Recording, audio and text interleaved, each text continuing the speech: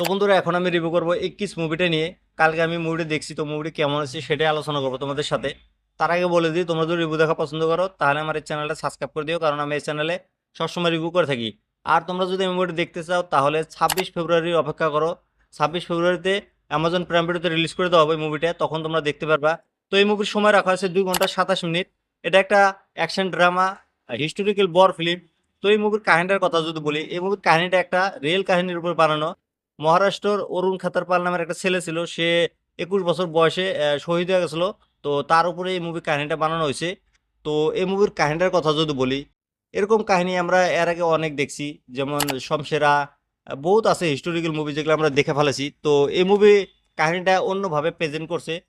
এই মুভির কাহিনীটা স্টার্টিং এ ধর্মেন্দ্রের সাথে হয়। ধর্মেন্দ্র মানে পাকিস্তানে যায় আহ, একটা ওখানকার লেফটেন্যান্ট জেনারেল থাকে, তার সাথে কথাবার্তা হয়। সে বলে তার ছেলে কিভাবে মারা গেছে, সেগুলাই আর কি মুভিটার ভিতরে দেখায়।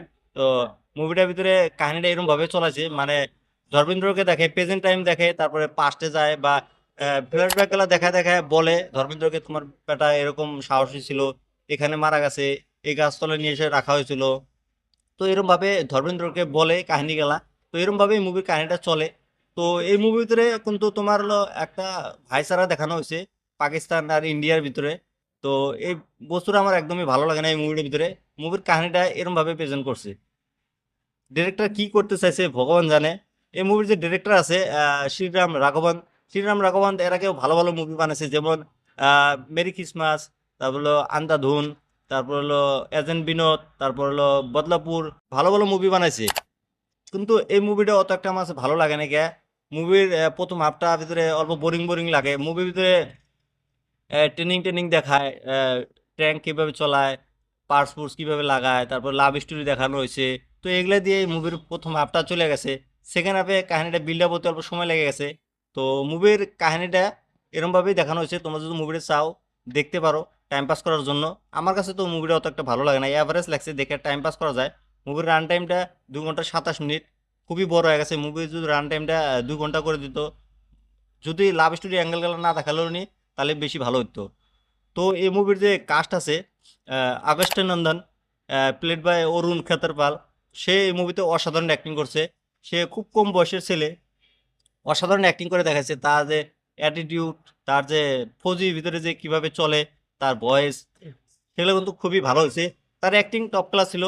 তারপর ধর্মেন্দ্রের কথা যদি বলি, ধর্মেন্দ্র আহ, মদনলাল খেত্রীপাল মানে আগস্টের বাবা, মানে অরুণ ক্ষেত্রপালের বাবার ভূমিকাতে দেখা গেছে সে অসাধারণ অ্যাক্টিং করছে ভাই।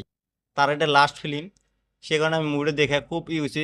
সে যেভাবে অ্যাক্টিং করছে ভাই, তার অ্যাক্টিং দেখে ইমোশনালি হয়ে গেছে আমি, মানে অল্প কষ্ট কষ্ট লাগছে ভাই। তার অ্যাক্টিং আর আমরা জীবনে দেখতে পারবো না। সেই মুভি লাস্ট মুভিতে অসাধারণ অ্যাক্টিং করে দেখা গেছে। সে বুড়া হয়ে গেছে দেখলেই বোঝা যায়, মুভির ভিতরে যে অ্যাক্টিং করে বোঝা যায়। তারপর জয়দীপ আলাহাবাদের কথা যদি বলি, সে একটা পাকিস্তানি লেফটেন্যান্ট জেনারেল।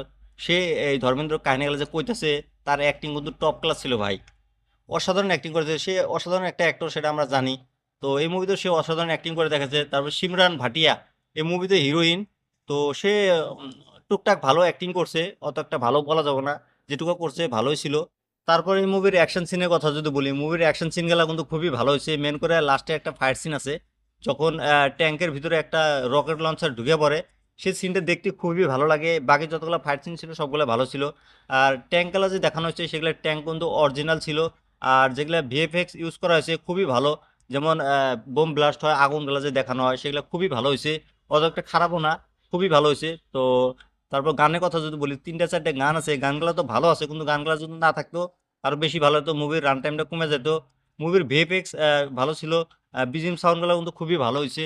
আর সিনেমাটোগ্রাফিগুলো খুব ভালো, ডাইরেকশনগুলো খুবই ভালো হয়েছে। এই মুভিটা তোমরা যদি ফ্যামিলির সাথে দেখতে চাও দেখো, দেখে নিয়ে আমাকে কমেন্ট করে জানিয়ে দিও তোমাদের কাছে এই মুভিটা কেমন লাগছে।